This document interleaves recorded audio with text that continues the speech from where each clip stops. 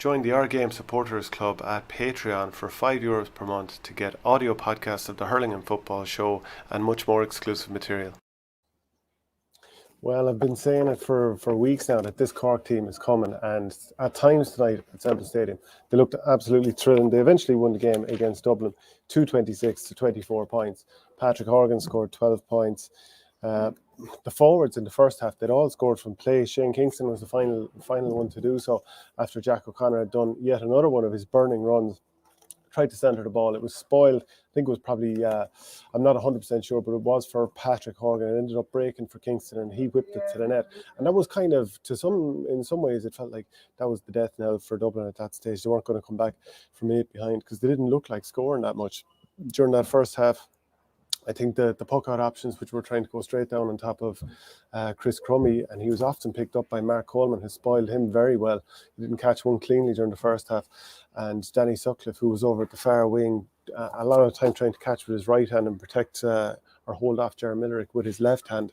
And Millerick spoiled him nicely. Once or twice I actually thought Sutcliffe could have won a free, but none were ever actually given.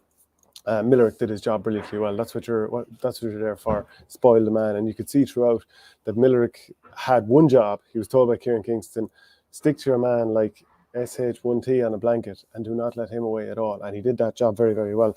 Sutcliffe got a couple after the break, but there just weren't enough Dublin men who looked like scoring. Chris Crummy had 3 bad wides in the first half. He's had some great games for Dublin over the last few years. But on a day like today, when you're struggling so badly, having a converted forward in the attack, it just didn't quite happen.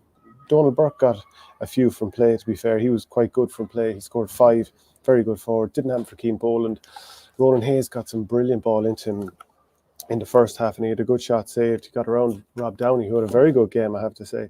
But Hayes missed that first chance. Then a couple of other times I felt he hesitated when he had the post right there, just knocked the ball over the bar, but he took an extra second, maybe made his own angle more difficult, and it just didn't happen for him, and it never happened to him over the course of the game. And, I suppose they were down to like some Mark Schutte. They probably don't have as many attacking options as other counties, certainly not Cork, and that kind of came home to roost eventually. I mean, there's so many positive things to talk about Cork here, and it's all about the wave of optimism around them at the moment. What they're doing at underage level, the under 20s, both delayed 2020 and 2021, they're double Munster champions, they're All-Ireland champions, and I wonder how far away is this Cork team from winning an All-Ireland. I do think there's a Cork takeover coming. Maybe I'm wrong, but like the quality of their hurlers, the quality of players around the field here, they didn't have Damien Cahalane, they didn't have Owen Cadigan. Colin Spillane is back on the bench, which is a bit of a boost, all right. But they've probably more to come into the reckoning in the next week or two. Now, they've Kilkenny next Sunday. We'll get to that in a minute. But some of the guys who stood out here, I think Seamus Harnedy was absolutely brilliant. He scored 4 points. Robbie O'Flynn's pace, he got a couple of points. Jack O'Connor, I mean, when he turns on an arc and goes running that goal, it reminds me of like a 400-metre runner in the Olympics kicking for home. It's just... Are there many players out there? It's actually fairly thrilling just to watch them run with the ball. Never mind before they actually do anything with it. So 3 points for him, and obviously helped set up that goal. Another time, he came in from the sideline and towards the end line, tried to bat one and it went into the side netting. But he's another thrilling player to watch. Darragh Fitzgibbon raided forward early and often, but actually didn't get on the score sheet. He was still a big threat. Luke Meade sort of dropping in deep and kind of bits and pieces. Horgan, he got 3 from play a couple of times, just beautiful little turns. And Paddy Smith did quite well, really, considering the ball going in. But Horgan a few times, just lovely little moves. And he threw one over just from the sideline here off his left side over the shoulder, and it was a thing of beauty. And the Cork crowd were going nuts every time he got a score. He probably could have gone for goal at one stage, but instead just knocked it over the bar. And there was that threat that or that feeling that Cork could kick away at any stage if Dublin made a bit of a burst, and just Dublin didn't really have the scores in them. Now finally we'll come to Tim O'Mahony, who made a fair impression of Kyle Hayes throughout this game. His overlap and his run, they finally found a position for him. This is a guy who played full forward for the under-21s a few years ago, who's played midfield, who's played centre back, who we can all see has got a huge amount of hurling in him, but you've always kind of wondered when and where are they going to get the best out of him? His rating forward from wing back here, like that goal he scored in the first half on 18 minutes, I think that made it 1-6. Like Dublin had started fine. It was neck and neck going into that period of play. Now, there were a couple of suggestions that Cork have goals in them here, but it was a long puck out. Again, it was broken by Cork, something they did really well. It'll be an interesting feature next week against Kilkenny because they'll need to do that again.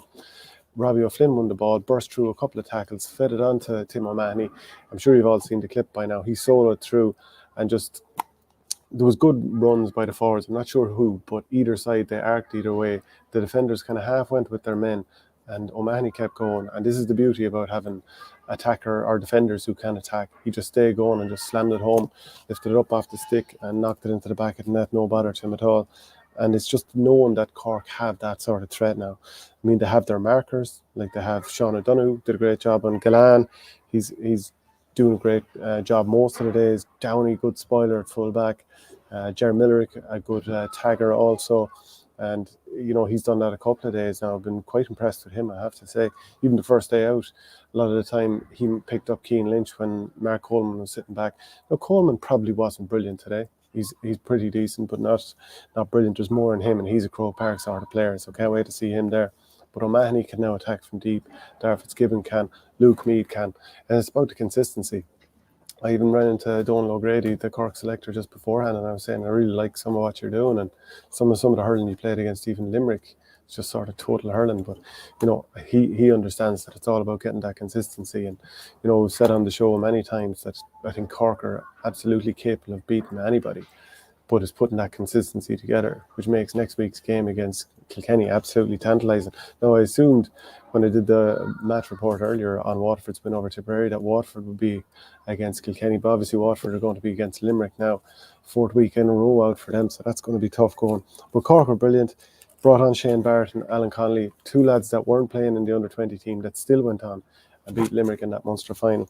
And they've just got scores, they've got pace. There's very little that this Cork team doesn't have. I mean, they did a great job of nullifying Dublin's brawn, but Dublin couldn't nullify their speed. And that was the difference in the end. Dublin never gave up. That has to be said here. They're probably shy a few players, something that we always say. But it felt like Cork were pulling away in the third quarter, but Dublin won that third quarter and only lost the last quarter by 6-5. They drew the second half. Obviously, where are you going to cash that in? Nowhere's going to take that currency. They lost. A few of their good players just probably didn't stand up and get enough done.